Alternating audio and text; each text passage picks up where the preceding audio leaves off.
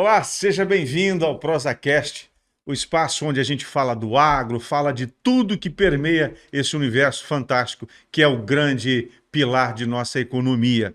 Bom, hoje eu sempre digo que aqui é um momento especial onde a gente encontra e reencontra amigos. E eu tenho um grande amigo aqui comigo hoje, que é o Antônio Carlos Gerim. Ele é presidente da Câmara Setorial lá em Brasília, lá pelo Ministério da Agricultura e Pecuária. E quando ele vem aqui, uma coisa é certa: a boa informação vai chegar. A informação com credibilidade, com responsabilidade, vai chegar. E isso me dá muita alegria. Portanto, se você chegou aqui agora no canal e ainda não é um inscrito, é um bom momento para você se inscrever, ativar o sininho, compartilhar, comentar as nossas publicações, porque assim você vai fazer com que a plataforma entenda que nós temos relevância e isso vai facilitar, ela vai entregar esse conteúdo para mais gente, tá bom? Feito? Então lá, senta o dedo. Seja bem-vindo mais uma vez, meu querido amigo Gerim, tudo bem? Tudo bem, muito obrigado. Agradeço o convite novamente de estar aqui para poder divulgar boas novas para o mercado tão carente de boas notícias, não é?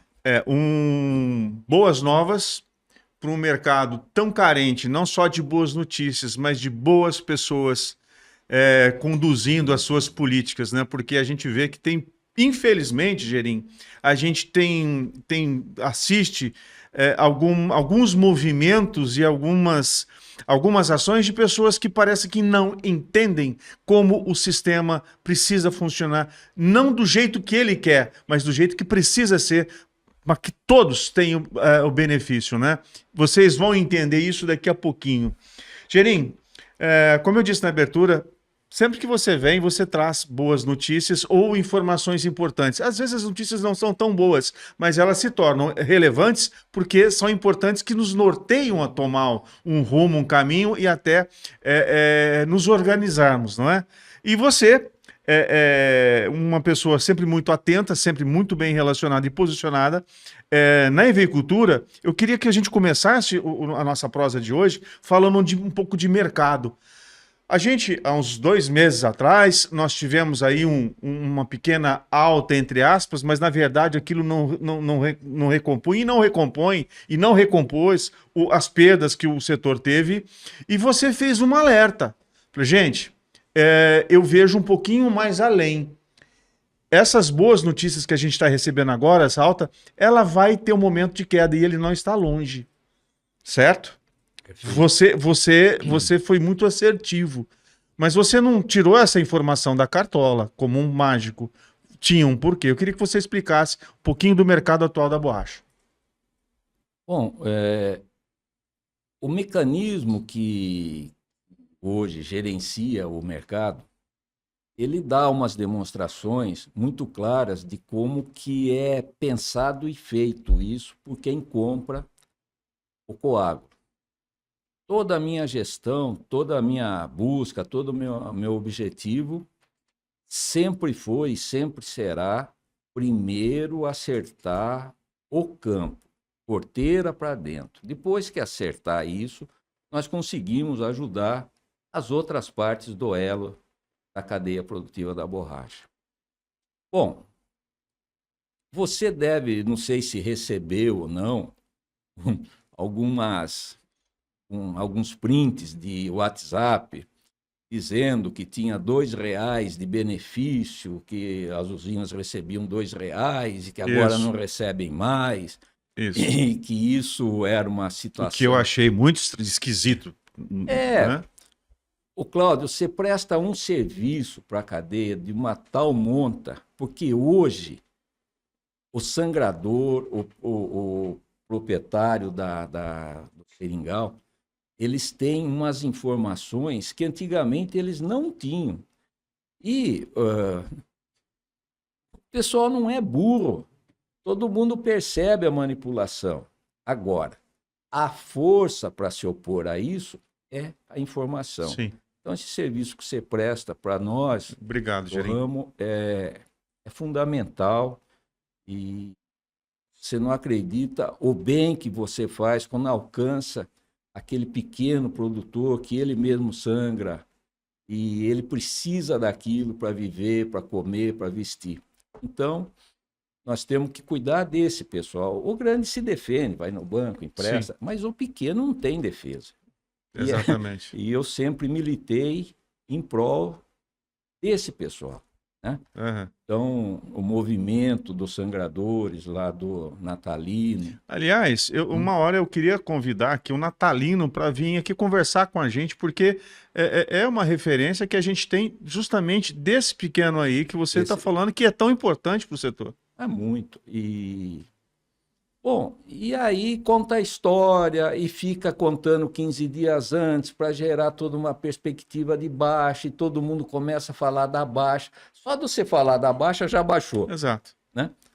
Então, isso tinha que acabar. Uhum. Tinha que acabar. E os contratos que eu sempre falo, isso é o que vai acabar colocando essa situação dentro de parâmetros. Uhum. Pensando nisso, alguns anos atrás, Cláudio, nós não tínhamos referência de preço. Então, numa reunião em Brasília,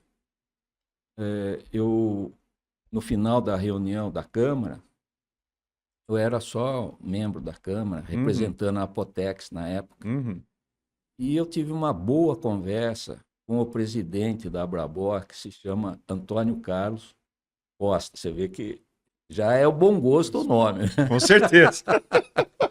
Bom, e ele falou para mim, gerência, está tão bravo com o preço e tal, como? Mas não tem. Eu falei, cara, a referência é quanto que a pneumática ou a indústria paga para ter borracha importada no Brasil. A borracha brasileira tem que ter o mesmo valor, no mínimo. No mínimo. No mínimo. Inclusive, levando-se em conta a sustentabilidade e a rastreabilidade da borracha brasileira. Isso aí. E o alcance social disso tudo, ambiental. Bom, e aí nós decidimos fazer o índice EA-CNA, tá certo? Agradeço a CNA, que foi parceira de primeira hora, e a doutora Marli, que você conhece, que também se alinhou com a gente na primeira hora. Decorrido algum tempo depois do índice EA, que todo mundo achava que não ia viver 6 meses, tal e coisa, ele está até hoje aí. Justamente se tornou o contrário. Hoje ele é a referência. Não consegue ainda formular preço, como o índice CPEA, que faz preço no mercado. Ainda não faz, mas vai fazer.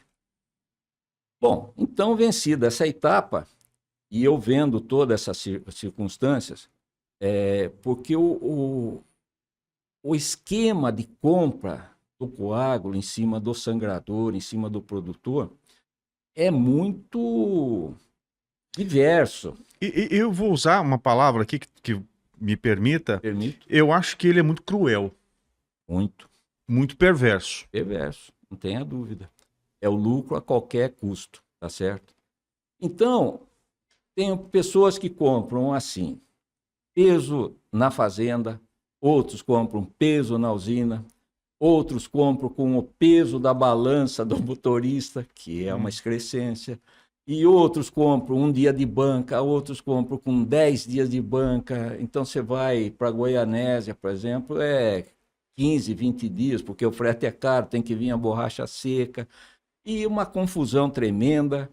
E eu falei, enquanto for desse jeito, não tem como ter um mercado limpo, correto. E eu pensei no que deu certo em mercado. Eu acho que um modelo que eu persigo é o dos frigoríficos. Eles já têm um sistema de acordo com a idade do gado, com a capa de gordura, enfim, tudo isso. Tem um padrão. Tem um padrão. Então eu ligo para o frigorífico A e falo, quanto está a arroba? Tá tanto. Ah, tá bom. Quando que você pega? Pego daqui 15 dias. E o outro pega daqui uma semana. E eu faço uma média, uma avaliação do que me interessa. Entrego antes, entrego depois, recebo antes, recebo depois. Naquilo que lhe convier. Mas desse jeito, cada jeito é um jeito de comprar, nós nunca vamos conseguir ter um regulamento nisso. Pensando nisso, eu conversei com o pessoal da APTA, tá certo? E falei que estava na hora da gente normatizar o tal do DRC, né? Uhum. DRC, quem é do ramo sabe, é a quantidade de borracha, porque as usinas, elas não compram água, elas compram borracha. Então, qual é a porcentagem de borracha que eu estou vendendo para ela? É. Então, você nota que o preço é baseado na quantidade, 53%, 50%, nem isso tem normativa, cada um faz Cada um, uma... é. Eu compro sua borracha, pago tanto, mas tem que dar 60% de DRC. Aí você faz a conta, pagou menos, do que com 53%. Bom, e ninguém consegue saber quem fez melhor negócio no mercado. Aí conversei, fui na Secretaria da Agricultura do Estado de São Paulo, e nós fizemos um contrato com a APTA para que ela desenvolvesse. Veja você como é. Cada usina tem um método próprio de calcular o DRC. Meu Deus, que loucura. Eu fico imaginando o seguinte, olha, você chegando aí no balcão do açougue, né? 1 quilo já não é mais 1 quilo. É. 1 quilo pode ser 900 gramas, mas pro açougue é 1 quilo. Só que você vai levar 800 gramas. Estou fazendo assim uma forma hipotética para vocês entenderem como é esse padrão leonino, né? De fazer as coisas. De se fazer as coisas no campo, entendeu? E quem que perde, infelizmente, é a ponta mais fraca.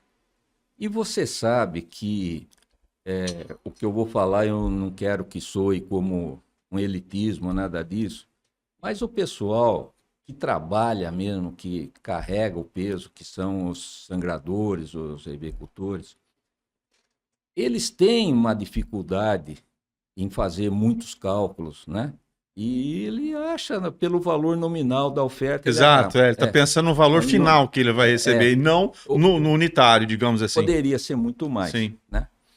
Mas, então, nesse projeto do DRC, já seria a segunda tentativa para ir normalizando, tá certo? Então, todas as usinas calculariam um DRC segundo normas estaduais, tá certo? De repente, as usinas conseguem também se organizar para baixar custo e receber o coágulo na usina, na balança da usina, sem essas situações todas que eu relatei. Então, o projeto do DRC não é só para normatizar o DRC, enfim, para ir alinhando o mercado, que todo mundo tenha numa faixa aceitável o procedimento correto, tá certo? E está no final já essa pesquisa. Essa pesquisa foi feita pelo pessoal de Marília. APTA Marília. APTA Marília, porque lá tinha os equipamentos. Uhum. Aí nós, tinha alguns que faltavam, e nós acabamos cedendo em comodato para que a pesquisa pudesse sair, fosse né? adiante. Uhum. Então, vamos tentar ver se a gente ainda consegue, né? Tenho alguns percalços pelo caminho, mas eu quero ver se ainda eu consigo fazer, ajudar o mercado, né? Ajudar, porque eu acredito que as usinas também vão ser ajudadas. As usinas não são minhas inimigas, muito pelo contrário. Eu acho que é uma forma das usinas até poderem enfrentar as pneumáticas, né? Porque primeiro assim, eu acho que vai equalizar o setor desde uma ponta da cadeia produtiva, passa pelo beneficiamento e vai até a indústria. Então acho que é o seguinte, acho que vai equalizar isso aí, não vai tirar de ninguém. Não, pelo contrário. Vai ser mais justo. Eu acho que vai melhorar a faixa. A faixa de retorno. Sim. E a hora que organizar, todos são iguais e todo mundo vai ter rentabilidade assemelhada, porque não adianta um ganhar 1000%, o outro menos 10%, não vai dar certo. Porque aí o setor perde. E, baseado nisso ainda, eu falo para você, por exemplo, as usinas estão com uma extrema dificuldade agora, que o governo do estado, você já deve ter tido essa notícia, acabou mudando um pouco o mecanismo do ICM, da Sim, retenção do é. ICM. E eu fiquei bem preocupado com isso, porque o que as usinas pedem, elas pedem a isenção com manutenção do crédito. Isso vai ser difícil do governo conceder, por conta que ele vai ter que abrir mão de receita. E na atual É. circunstância, Mas, se o setor pedisse um deferimento do produtor para a usina, quer dizer, do produtor paulista para a usina paulista, não paga. Faz o sim, deferimento, não paga. é. Mas, para escoar o ICMS estocado dos outros estados na usina, porque ela não tem para onde ir com esse crédito agora, teria que pedir a tributação da operação da usina para a pneumática ou para a indústria. A hora que pedir a tributação, o que vai acontecer? Para a usina, não custa nada, porque quem paga esse tributo é quem compra, Uhum, tá certo? uhum. Ela vai poder escoar o estoque ICM que ela tem dos outros estados. Ótimo, não ficou com dinheiro em caixa. Quem vai pagar esse ICM, ele vai continuar na cadeia com esse crédito e esse crédito vai pagando outras pendências. Quer dizer, você tem o fluxo desse ICM. Como é que estão as cooperativas? Eu tenho curiosidade. A cooperativa hoje, eu vejo algumas situações, por exemplo, a falta de profissionalização, de entendimento da importância da cooperativa dentro desse processo.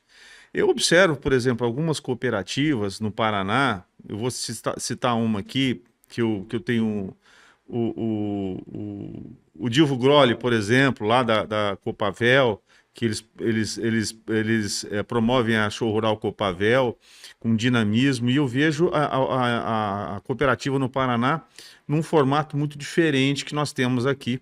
Lá ela é uma cooperativa que não só trabalha com os cooperados, na questão de trazendo insumos, buscando, fazendo levando condições para o produtor, mas eu vejo também ela transformando, ela industrializando os produtos dos cooperados, né?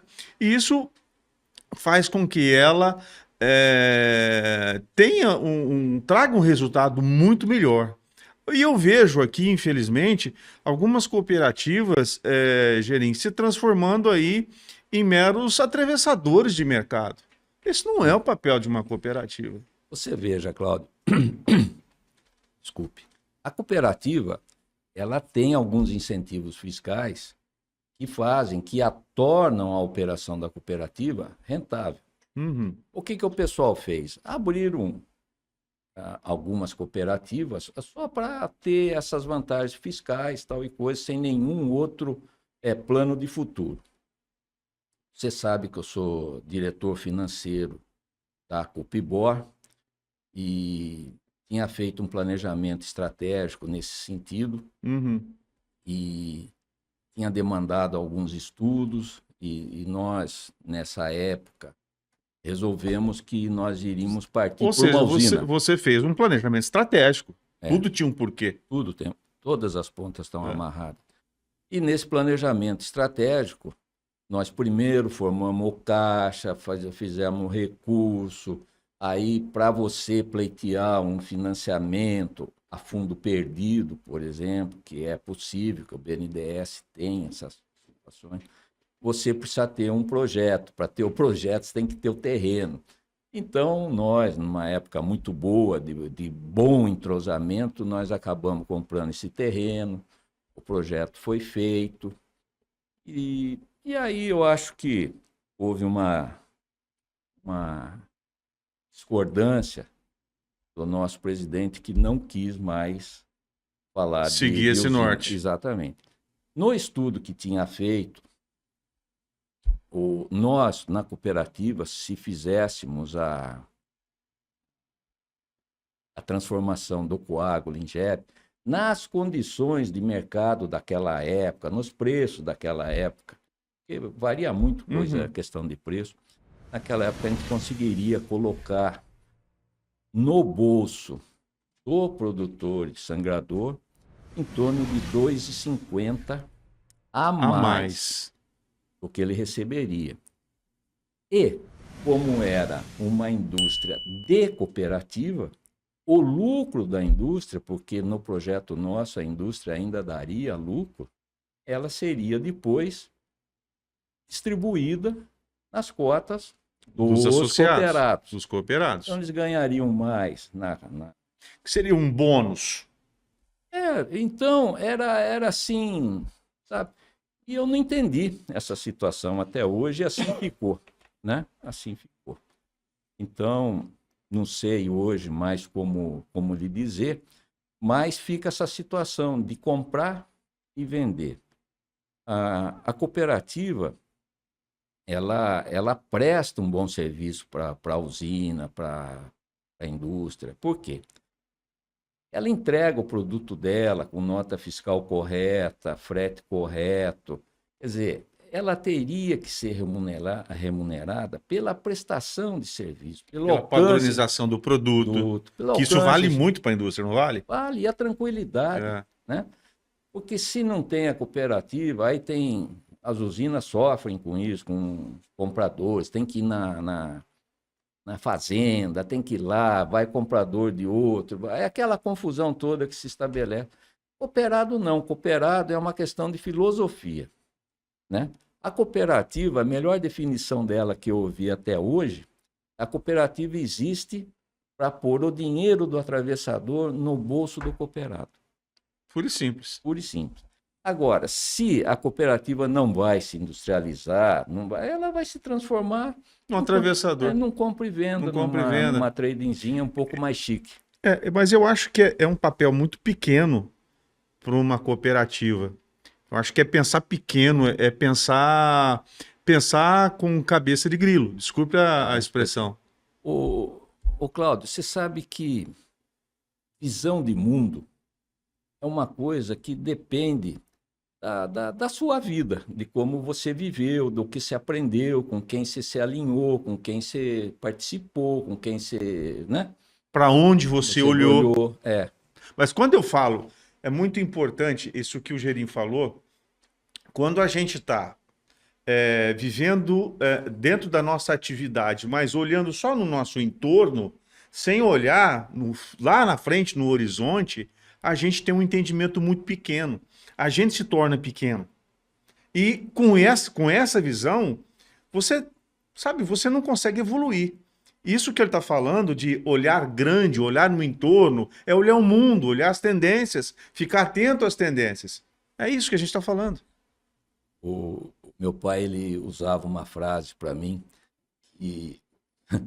que todo mundo até a linha do horizonte enxerga, mas poucos enxergam além do que se vê, né? Que é aquela pessoa que vai, e você se alinha com outras pessoas também, e surge um projeto, né? E com todas as pontas amarradas. Não é porque eu levantei e falei, vou fazer, eu vou desfazer. Não, tem objetivo.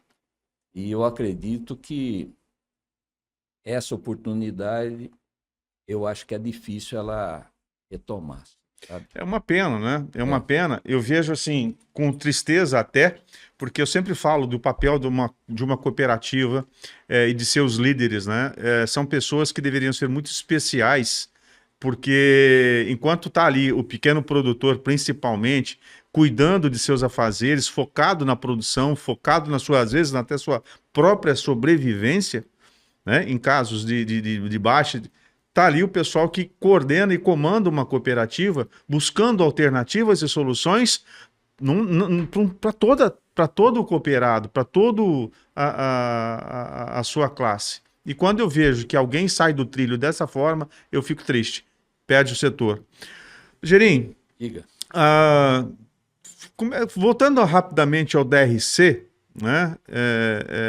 A padronização, esse pessoal... como é que o pessoal fica sabendo assim? Como é que estágio está isso? Bom, é, era já para ter terminado, mas teve alguns problemas com coleta, né? Entre coletar na usina e levar para Marília e voltar, e vai Uhum. e vem. Você sabe como é que são essas coisas no Brasil. O prazo é É. uma coisa, mas está já na reta final. E, Cláudio, eu vou falar para você, é impactante a diferença que dá do DRC da pesquisa e Com o que vem sendo praticado aí. no mercado. É impactante. É uma coisa que inacreditável. Puxa, a gente precisa disso logo. é, Porque esse projeto, por exemplo, foi contratado pela Copibor, hum, tá certo?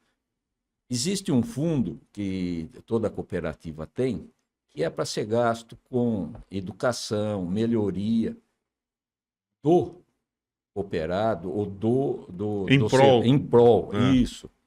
Então, a Copibor gastou bem os recursos dela nessa atividade do DRC, do índice, ela participou também com algumas consultorias, sabe? entendi. Foi tudo muito bem, né? E eu acho que esse negócio do DRC Vai vai impactar. impactar bastante. Bom, a gente espera que isso aí evolua o mais rápido possível, porque é realmente uma forma da gente ter um equilíbrio no setor, né?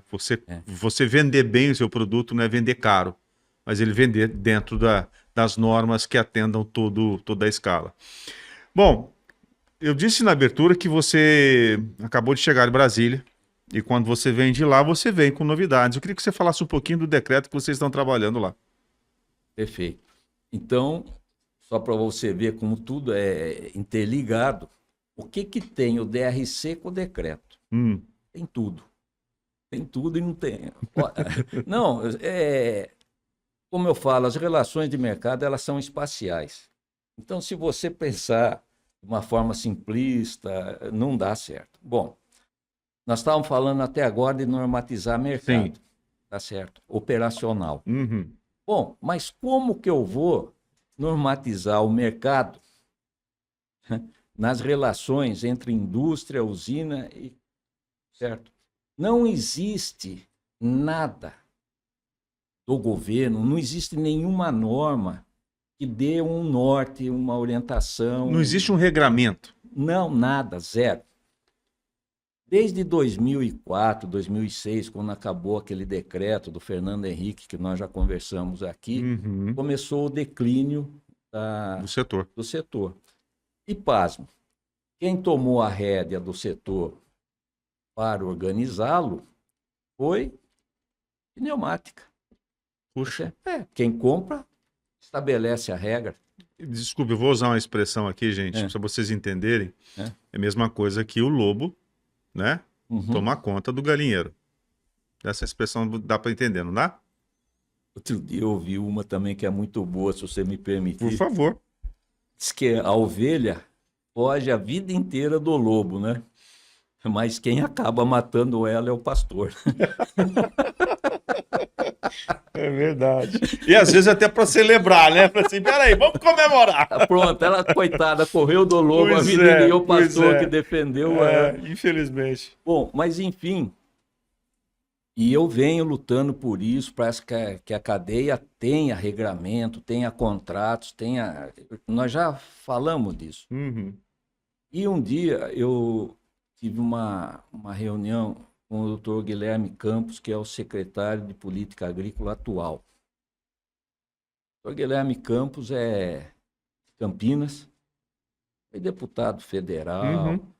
foi presidente de algumas estatais, é engenheiro civil também. Depois eu queria contar um fato Um, engraçado um entre caos. um caos entre eu e ele. E eu disse a ele nessa reunião que eu tive, eu falei, doutor Guilherme, é o seguinte, o Ministério da Agricultura sozinho não consegue arrumar essa situação.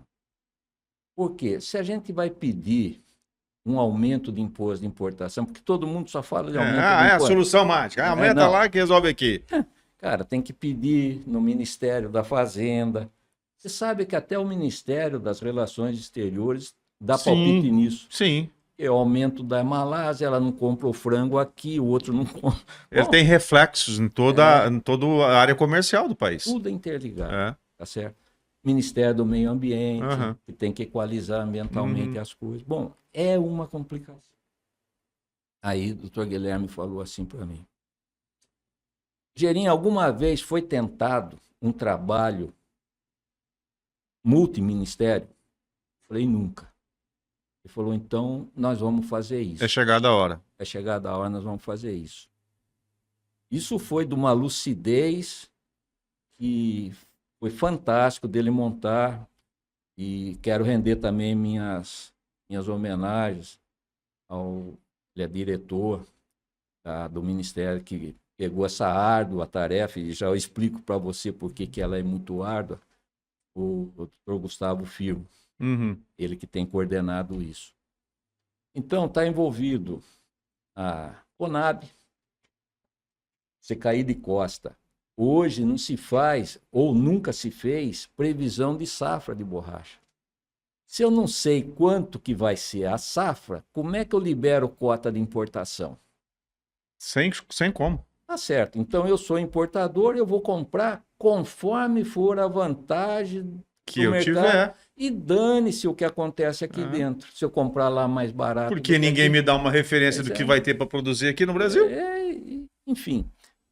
E aí começamos a esboçar com o MDA, porque o pessoal, os pequenos de novo, os sangradores, né? Eles têm que estar acolhidos, tá certo? Dentro de um contexto de gestão. E aí estamos fazendo uma gestão de agricultura familiar para dar acesso a eles na entre-safra, ter apoio de financiamento, e, enfim, essas situações todas, como se fosse um grande.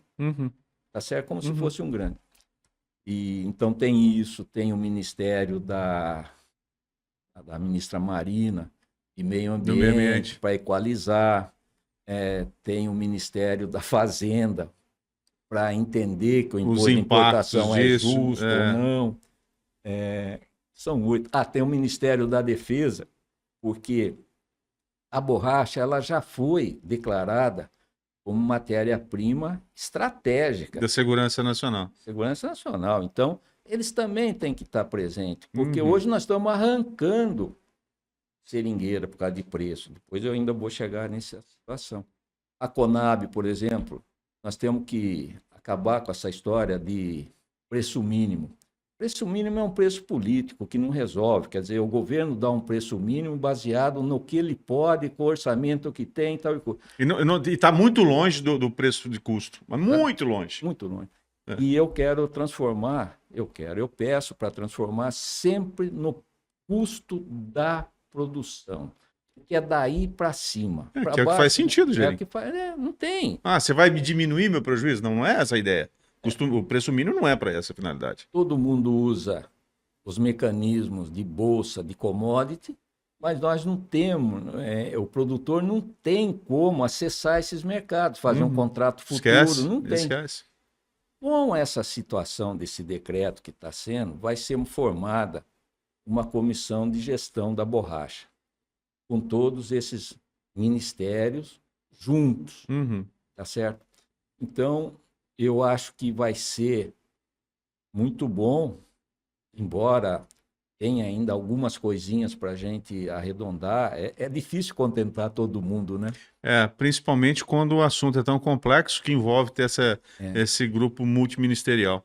Mas eu falo para você que está perto, essa solução está perto. Depois do decreto, tem que ter toda uma regulamentação do decreto, aí vai se formar essa comissão, todo esse negócio.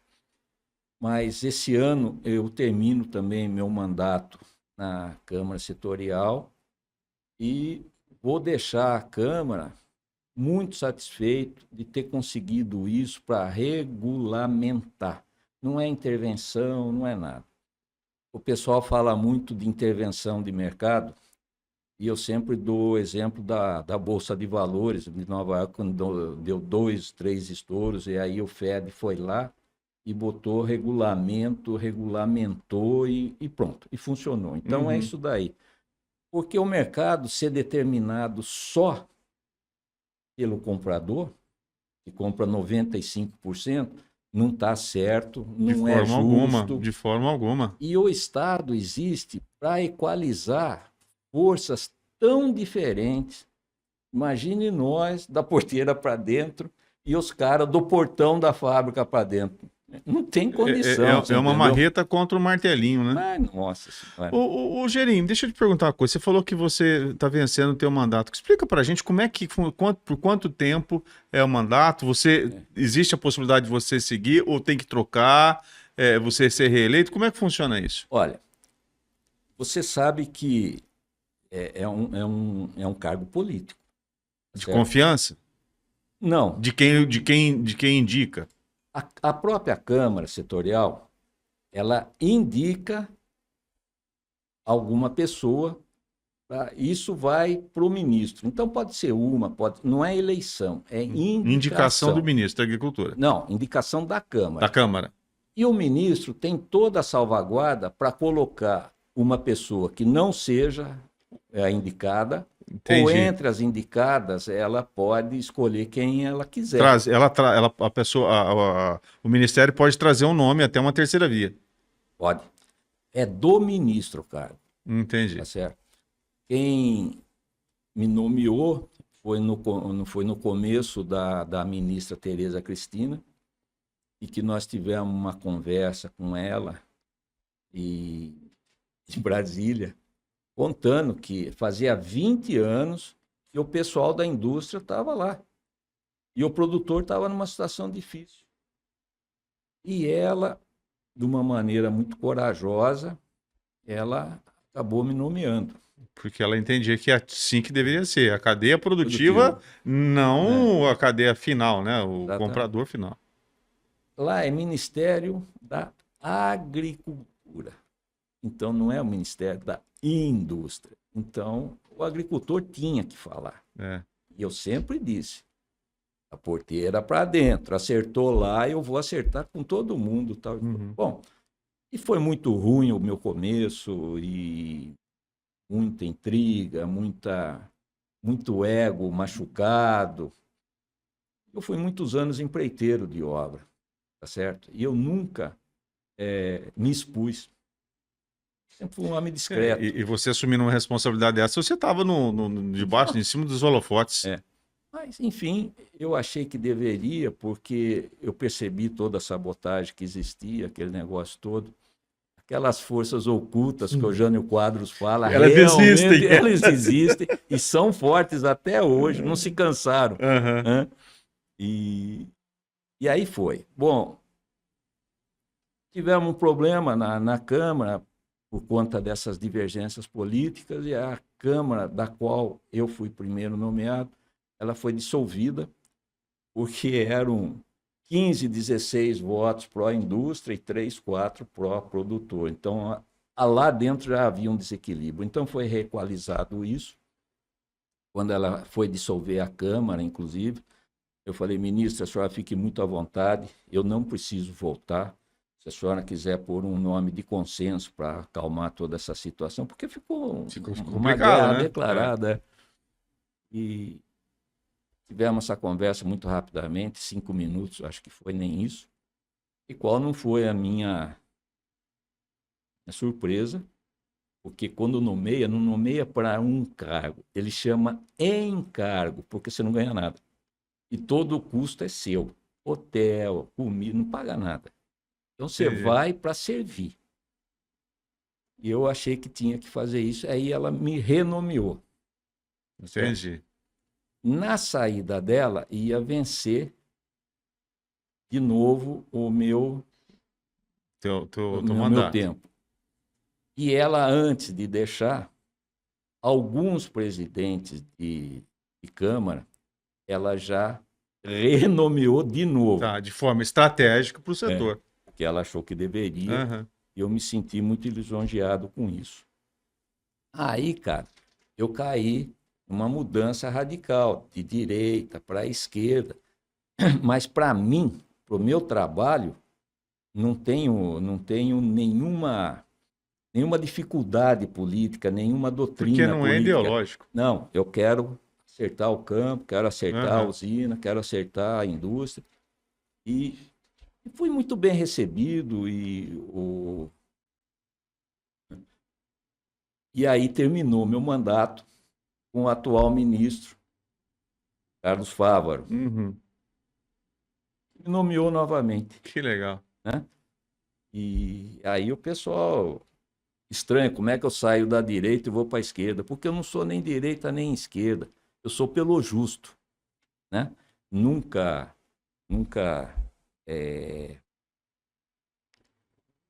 fiz nenhuma maledicência, vamos dizer, né? E agora vai terminar de novo. E eu acho que se conseguir deixar esse decreto para o próximo presidente, porque eu tenho feito muita gestão de empoderar a Câmara Setorial para que seja representante, tenha uma ou duas cadeiras nessa comissão de gestão, né? Porque Uhum. quem sabe de todas as dificuldades é a Câmara, Uhum. né? E uma boa notícia que eu tenho para lhe dar é que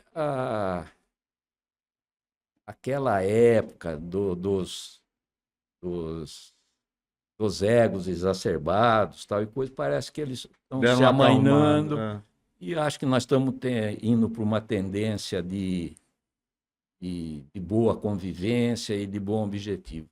As pessoas estão entendendo o real motivo, né? E não essa coisa de, eu fiz, eu vou fazer, é minho. Não, é nosso.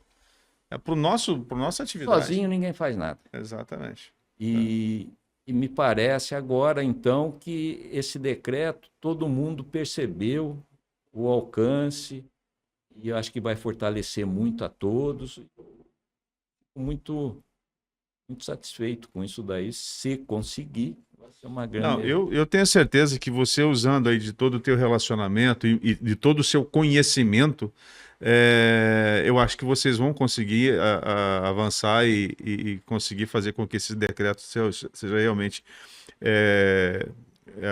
que ele aconteça. Uhum. Mesmo porque você mesmo disse, né? Isso é um norte para o setor. É um norte. Você vai dar rumo. E todo setor bem organizado, ele precisa de um regramento, senão não vai. Você veja, a Conab fez um estudo e quem fez esse estudo é um funcionário da Conab que eu conheço e admiro muito. Funcionário de carreira. Gente, Cláudio, tem gente muito qualificada dentro do serviço público. E esse especificamente, ele fez um estudo sobre a viabilidade da atividade. Você tem uma base do currículo dele, ele é formado pela Universidade da Califórnia, tal coisa, e ele ganhou um prêmio na Bolsa de Valores de Nova York por conta de uma solução, de uma equação, de um trabalho que ele fez que resolveu um problema na Bolsa. Então, caramba, qualificadíssimo. E ele que é meu professor de contrato, ele que me ensinou que sem contrato a gente não avança, porque eu também não tinha essa noção do contrato, eu passei a dar muita importância. Porque você sem contrato, você está solto. Né? Você vai navegar de acordo com a tempestade, com o balanço do mar, meu amigo. E como eu sou o comprador, eu só compro nessa condição, naquela. Então, é muito poder, o contrato ajudaria a ordenar isso daí. Uhum. E ele fez esse trabalho, a meu pedido, e ele chegou à conclusão que a atividade da EVcultura é inviável nos moldes que ela está estabelecida hoje. E ela é inviável porque quem gerencia os moldes de preço, prazo, comercialização é a indústria. Ela administra isso em prol da necessidade dela. E eu vou dizer uma coisa. Isso não é usina, viu? Isso é indústria. Não, é indústria. E eu fico assim, eu concordo e eu entendo isso, porque a mesma coisa que acontece na indústria da borracha natural, ela acontece na cadeia do leite, na pecuária leiteira. Exatamente, é um estrangulamento de cima para baixo. Então, por exemplo, quem consegue produzir hoje com uma certa lucratividade? Só quem tem grande escala. Só o grande produtor de leite. O pequeno já desapareceu, o médio já não aguenta mais, e o grande é que vai tocando o barco, porque ele tem escala, ele tem volume que a indústria chega. Não, eu me interessa pegar seu leite, que eu vou lá, pego 10, 15 mil litros e resolve o problema. Se você me permitir uma colocação exatamente, é a laranja também. Laranja é a mesma coisa. E eu não queria que isso acontecesse com a seringueira, porque o pequeno, ele tem estabilidade. Ele tem um seringal de 2, 3 mil pés que ele consegue fazer. Ele tem estabilidade, ele tem rentabilidade, ele previsibilidade. Durante 35 anos ele vai ter aquilo, tal. É uma judiação massacrar o pequeno buscando rentabilidade do grande. Eu sou não contra o grande que ganha. Veja bem, o que a gente está dizendo aqui, Gerim, é que a gente não é contra a rentabilidade de ninguém. O que a gente é contra só um ganhar. Exatamente. E isso. Massacrar quem beneficia e quem produz. Né? Eu acho que tem que se equalizar. Então, o decreto e a questão do DRC, ela simplesmente vai colocar ordem no setor, vai colocar equalizar o setor para todos. Porque se o decreto normatizar o procedimento do mercado nacional, DRC, o índice e outras normas que vão ser necessárias. Não tem jeito de fazer as coisas em 24 horas, tá certo? Então demora um pouquinho até para as pessoas poderem pensar e digerir. Eu sempre falo que tem 2 digestões, né? Uma no estômago e outra no cérebro. Tem gente que demora mais para digerir algumas ideias, tem gente que demora menos. Então eu acredito que nós vamos conseguir. Né? Agora, uma coisa difícil, porque o produtor não é unido. Então, quando começou o preço da 7, 7,50, 7,70, eu chamei a atenção. Fui criticado, fui chamado de bobo, que é um bobo, que não abaixa, não sei o que e tal. Por gente qualificada, inclusive. Bom, o resultado está aí, né? Aí, o preço de custo da Conab é em torno de 6,50, 6,60. Subiram os insumos de uma maneira muito violenta. Eu acho que a Conab ainda não detectou esse aumento.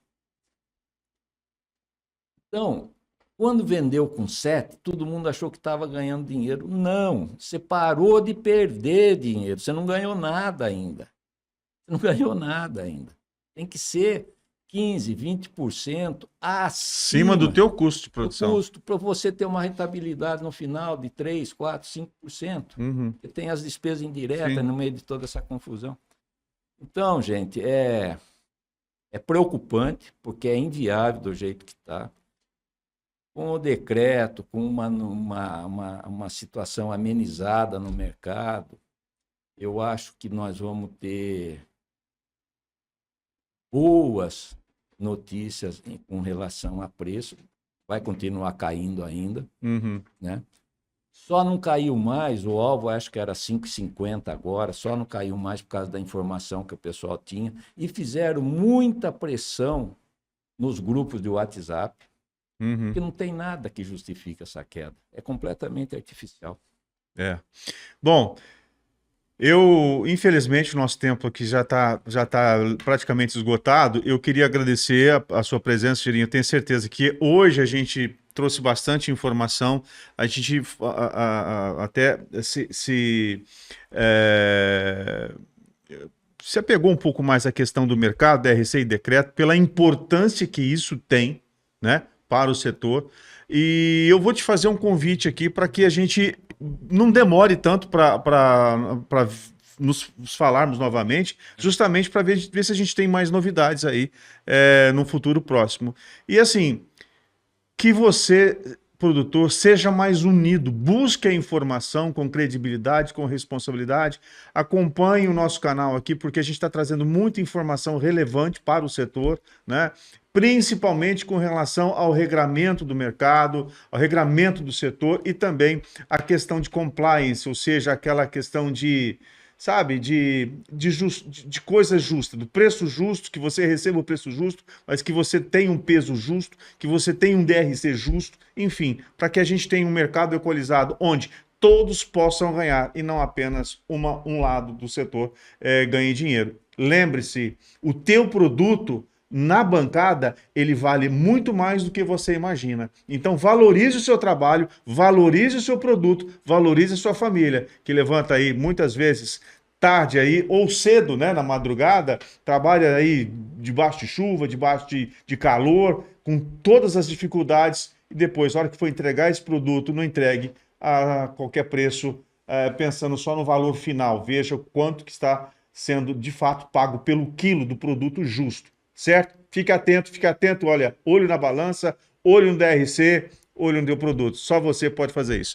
Gerim, é isso? É isso, eu só para me despedir, eu sempre falo que sozinho nós não vamos a lugar nenhum. Então, que o produtor e o sangrador se associem, se cooperar. Se coopere aí. Obrigado, até a ordem hora. E, enfim, tem que ter grupo para ter uma agregação de força, porque sozinho nós não vamos para lugar nenhum. E detalhe, se você perceber que a cooperativa que você é associado, cooperado, está tomando um rumo diferente daquele proposto, cobre a diretoria, porque cooperativa não é simplesmente um atravessador de mercado. Muito pelo contrário, o propósito é muito mais nobre. Fique atento. Gerim. Abraço. Obrigado. Até a próxima. Se você chegou até aqui, não se esqueça, ó, senta o dedo lá no botão, se inscreva, curta, comente, compartilhe. É muito importante pra gente. Até a próxima.